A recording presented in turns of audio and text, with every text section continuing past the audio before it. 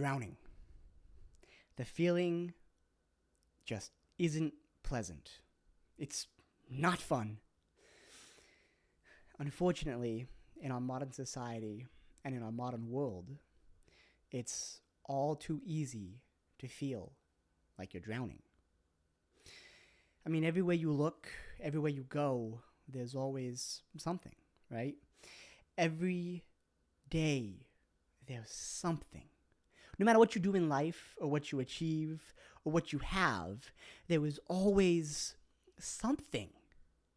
Some meeting to go to, someone to help, something to move, a deadline, a last-minute project, life. There is always something to do for yourself, for your family, or for those around you. There is always something. We're given so much in this life. I mean, we have so much, and we consume so much, and sometimes, a lot of the time, it feels like too much. Like drowning.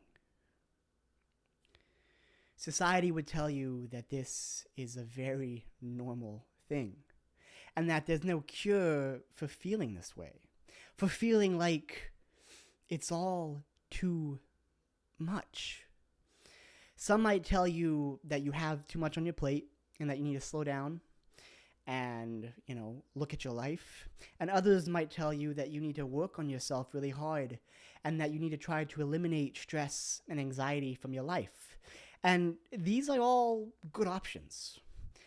They might even work for a time, but they don't solve the problem, right? And that's because they neglect it. See, the problem is the absence of your Creator. It's the absence of God, who you're made in the image of. See, often the reason we feel like the world is just too much is because it is. It's because we're human. We're sinful. And without God, that becomes too much. Too heavy. So, though society's answers might work for just a little while, you're always going to go back to that drowning sensation. Christianity has the only true solution to this drowning sensation, to this feeling of too much.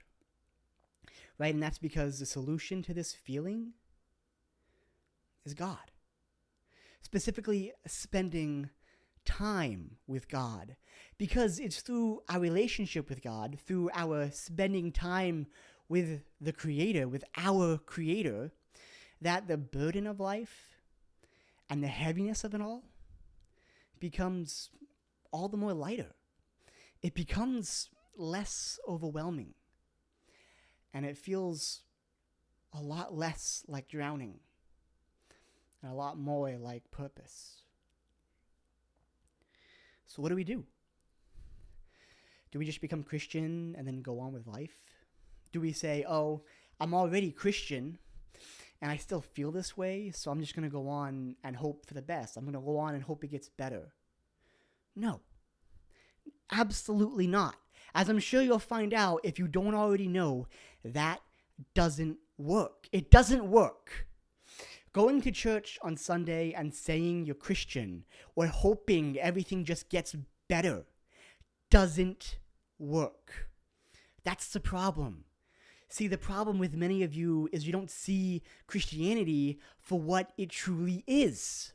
Christianity is a relationship with God. If you have no relationship, you're not a Christian. Christ said it himself. Depart from me, I never knew you. He said it right there, Matthew 7:23. Depart from me, I never knew you. Now, by now, you should be asking yourself, you should be saying to yourself, well, I'm Christian, or I want to be Christian, and how do I stop drowning? I want to stop drowning. I don't want to feel this way. How do I build my relationship with God if that's the solution? How do I do it? That's a good question to ask. You should be asking. If you're not, you may have a problem. The solution, the answer, is solitude with God. You need to spend time in solitude with God. Go and ask your spouse, ask your friends, your family, if a relationship can last without intimacy or solitude. Go ahead. Go ask your wife or your husband right now. Say, hey, if I didn't spend any time with you at all, would we have a good relationship? I dare you, go ask that. I bet you know the answer. Your relationship with God is no different, and it shouldn't be taken lightly. It shouldn't be in the background of your life as if you'll get to it when you get to it. Jesus certainly didn't think so. Luke chapter 5, verses 15 through 16. But now, even more, the report about him went abroad, and great crowds gathered to hear him and to be healed of their infirmities. But he would withdraw to desolate places and pray. Christ himself prayed frequently, and he demonstrated what we ought to do. He went away in solitude to be with the Father. Right, again, before his betrayal, torture, and death on the cross, what did Christ do? He went away to be alone with the Father. Matthew 26, verse 36. Then Jesus went on with them to a place called Gethsemane. And he said to his disciples, sit here while I go over there and pray. Jesus said, sit here, and I'm going to go over there and pray. He brought them with him, told them to sit here so he can go and be alone, be in solitude with the Father. Christ does this time and time again throughout the Gospels. He takes time to be alone with the Father. He does this to demonstrate what we should do, to demonstrate that we should be alone in solitude with God. He is our example, our mirror, our rabbi. Jesus Christ is who we are to imitate with every fiber of our being, and that means solitude with God. If you are going to be Christian, if you are a Christian, you have to deny yourself, pick up your cross, and follow Christ. You're to imitate Christ. So dwell in solitude with God. Imitate Christ and be alone with him. Build your relationship with him. Purposely take the time to be alone with God.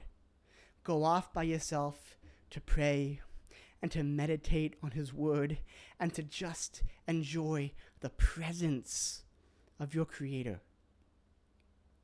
Distance yourself from the distractions of this world and close yourself off with God alone. Be intimate and love God with all your heart, soul, mind, and strength. Seek him in such a way that when you do, the primary focus is God.